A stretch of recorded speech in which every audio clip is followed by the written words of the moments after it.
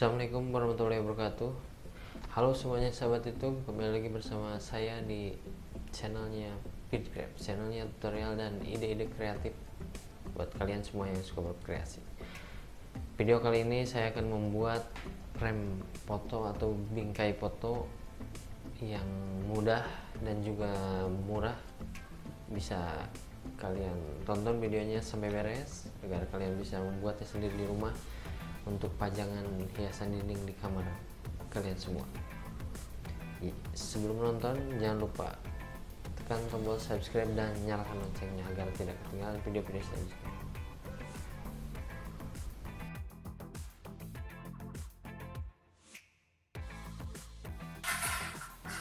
Ukurannya 34 cm kali 25 kali 1.